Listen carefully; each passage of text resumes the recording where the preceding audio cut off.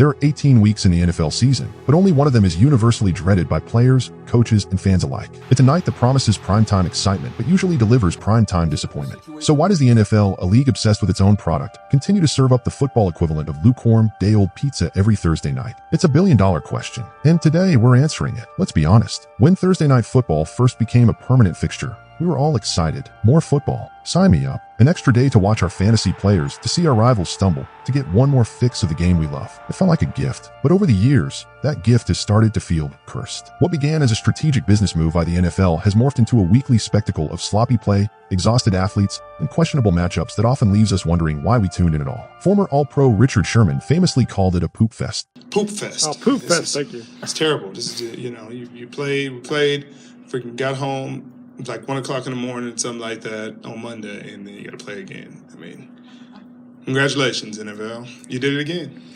What they've been doing it all season, so I guess we're the last ones to get the middle finger. And while that's a pretty blunt way to put it, he's not wrong. The problems with Thursday Night Football go far beyond just a few bad games. They cut to the very core of what the NFL claims to stand for: player safety, competitive balance, and a high-quality product. So today, we're putting TNF on trial. We want to break down the 5 cardinal sins of Thursday Night Football and expose why this weekly tradition is hurting the game more than it's helping. Sin number 1, the player safety masquerade. You've seen these commercials. The NFL spends millions of dollars telling us how much it cares about player health. They talk about advanced helmet technology. Got me on that, Matthew? All right, Matthew, let's do this. Concussion protocols and rules designed to protect defenseless players. In 7 and downfield is Meadows. They'll find a guy a small fortune for wearing the wrong color socks, all in the name of league standards. And then, with a completely straight face, they ask those same players to smash their bodies into each other in a high-impact collision sport on just 3 days of rest. Think about that. The average NFL player's body is a wreck after a Sunday game. Players have said for years that they don't feel normal again until Wednesday or Thursday. How recovered will your body be Thursday?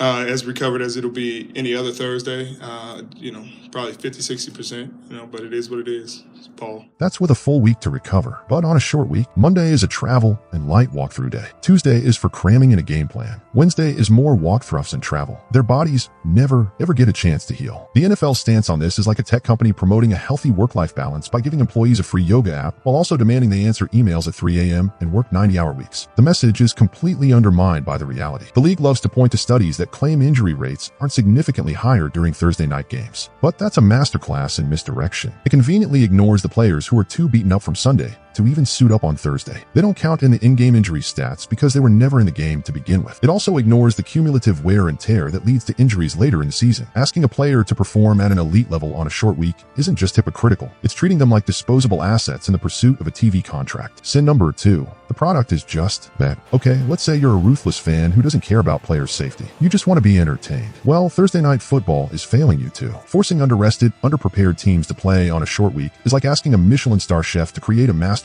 in 5 minutes using ingredients he's never seen before. You're not going to get fine dining. You're going to get a chaotic mess. And that's exactly what TNF often is. The games are frequently defined by things that make for bad football: missed assignments, dropped passes, communication errors, and a boatload of penalties. Why? Because the teams have had barely 48 hours to install a real game plan. Coaches have to simplify their playbooks, which means less creativity and more predictable, vanilla football. Man, you're talking about Kelsey. He should be Friday night WWE. The result is often a game that feels like a preseason exhibition match, but with playoff-level consequences. We get blowouts, defensive slogs, or mistake-filled contests that are just plain boring. We all have that memory of a 9-6 Thursday night snooze fest that made us question our life choices. You sit there for 3 hours, watching 2 exhausted teams stumble around, and you realize you could have been doing literally anything else. The NFL is selling us a primetime product at a premium price, but delivering an amateur performance. Good protection. Vaughn. Incomplete.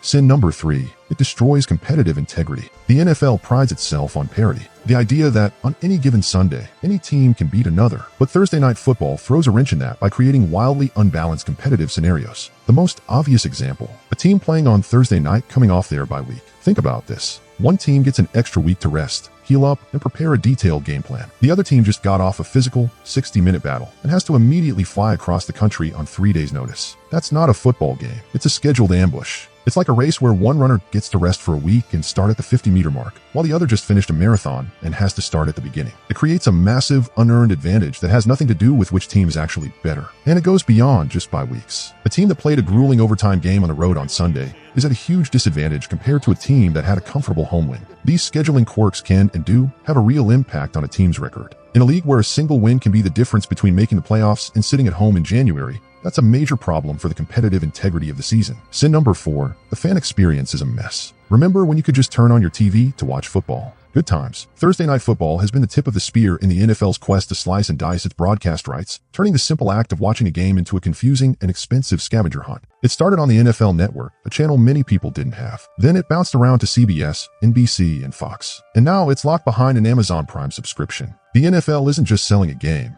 it's selling access. And in doing so, it's alienating a huge portion of its fan base. Forcing fans to subscribe to a streaming service to watch one game a week is a slap in the face to older, less tech-savvy viewers or to families who can't afford another monthly bill. It's as if your favorite neighborhood restaurant, a place everyone could go, suddenly became a private, members-only club where you need a secret password and a monthly fee just to get a table. It fundamentally changes the relationship from a welcoming community to a transactional one. And let's not even talk about the streaming quality. Lag, buffering, audio sync issues.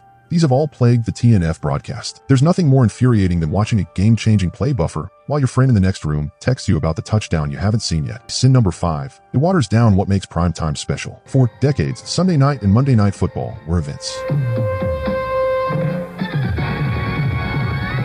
They were reserved for the best of the best matchups, the most compelling storylines, the games you circled on your calendar. They felt important. Adding a third primetime game every single week fundamentally dilutes that specialness. There simply aren't enough great, marquee matchups to fill 3 primetime slots every week for 18 weeks. As a result, Thursday night football often becomes a dumping ground for the league's less-than-stellar matchups. The NFL has to give every team at least one primetime game, so that's where you often see the 2-8 Jaguars playing the 3-7 Titans in a game that has no national appeal whatsoever. It's like your favorite band deciding to add a third show in every city on their tour. The first 2 shows are electric, but by the third one, they're exhausted, playing their B-sides, and the whole thing just feels less special. By making every night a primetime night, the NFL has ironically made primetime feel less prime. So what's the solution? Am I saying we should just kill Thursday night football entirely? Well, yes, that would be the best option. But let's be realistic. The NFL isn't walking away from the billions of dollars Amazon is paying them. That ship has sailed, circled the globe, and docked permanently in Jeff Bezos' marina. So if we can't kill it, we have to fix it. And there's a simple, elegant solution that the NFL Players Association has been begging for years. A second bye week. Imagine this. The NFL season is extended by 1 week. Every team gets 2 bye weeks. And it becomes mandatory that any team playing on a Thursday night must be coming off a bye. Suddenly, the problems vanish. Players' safety. Teams have 10 days to rest and recover. The hypocrisy is gone. Game quality. Coaches have a full week and a half to prepare. Playbooks open up, execution improves, and we get better football. Competitive integrity. The absurd scheduling advantage is eliminated. Both teams come in on equal footing.